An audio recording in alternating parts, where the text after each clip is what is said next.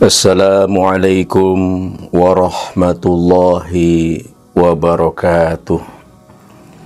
Bismillah, walhamdulillah, wassalatu wassalamu ala rasulillah wa ala alihi wa sahbihi wa mawalah, amma ba'du. Para pemirsa dimanapun berada, selalu berbahagia, insya Allah masuk surga bersama keluarga dan diridhoi oleh Allah Subhanahu wa Ta'ala.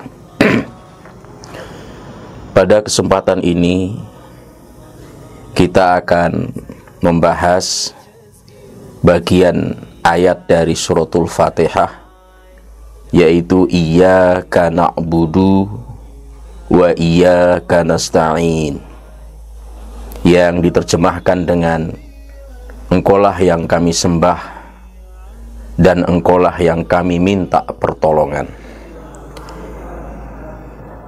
Agar bacaan yang selalu kita baca ini memotivasi kita, maka dari sisi motivasi ini harus dimaknai sebagai cara hidup kita. Jadi kalau basmalah motivasi hidupku, hamdalah sikap hidupku, ar-Rahman ar-Rahim perjuanganku, Malik Yaumiddin cita-citaku, iyyaka na'budu wa iyyaka nasta'in, ini adalah cara hidupku. Jadi kita hidup di dunia ini dalam rentang waktu 60, 70, 80, mungkin ada yang 100 tahun. Seluruh usia itu, dari akil balik, setiap gerak, langkah, pikir, keputusan kita harus dalam rangka pengejauhan tahan pengabdian kepada Allah. Dan itu menjadi cara hidup kita. Kita tidak boleh menggunakan fasilitas usia. Jangankan 1 minggu, 1 hari, 1 detik pun nggak boleh, karena itu amanah. Jadi waktu yang diberikan harus digunakan untuk mengabdi kepada Allah.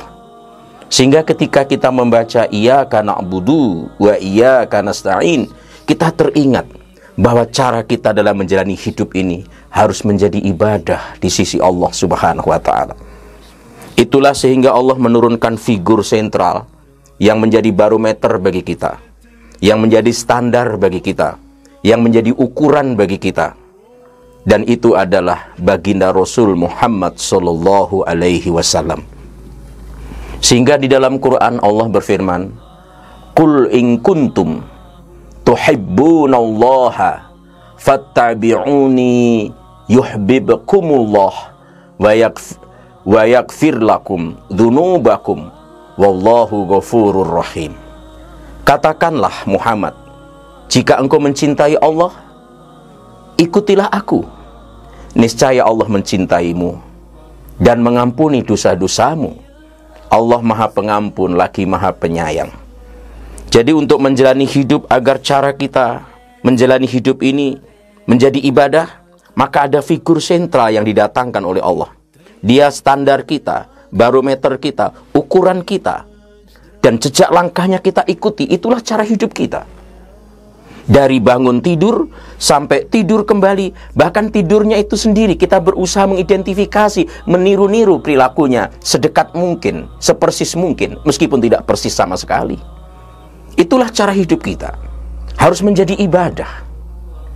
Rasulullah Muhammad sallallahu alaihi wasallam, dari bangun tidur sampai tidur kembali, semuanya syarat dengan tuntunan, syarat dengan pelajaran dan ilmu bagi kita.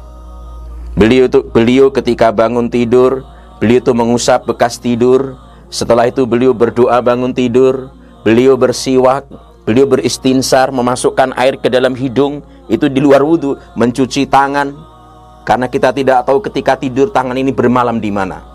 Baru bangun tidur saja kita sudah mengamalkan 5 sunnah, 5 cara hidup, dan itu kita niatkan meneladani beliau, dan itu menjadi ibadah kepada Allah.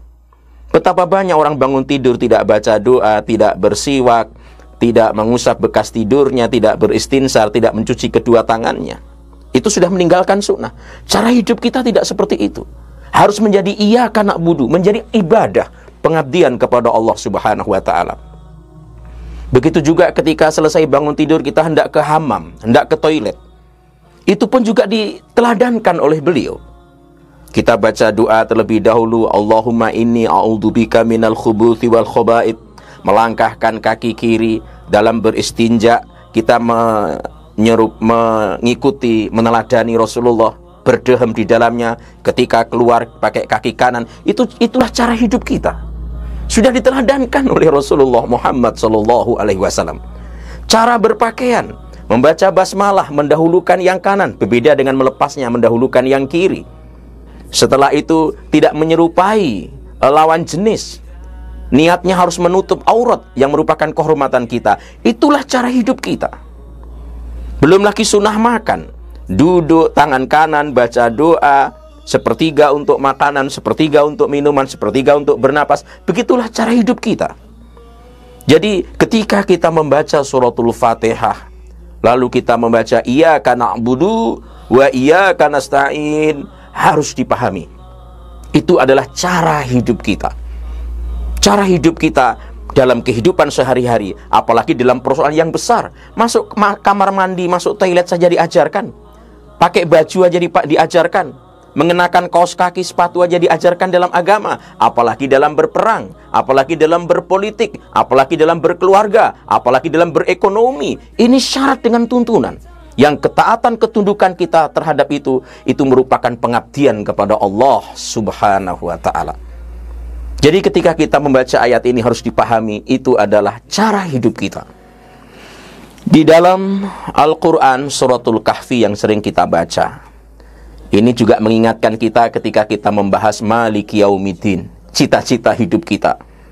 Di situ Allah berfirman, "Faman kana yarju liqa'a rabbih falya'mal 'amalan shalihan wa la yusyrik bi'ibadati rabbih ahada." Barang siapa mengharap perjumpaan dengan Tuhannya.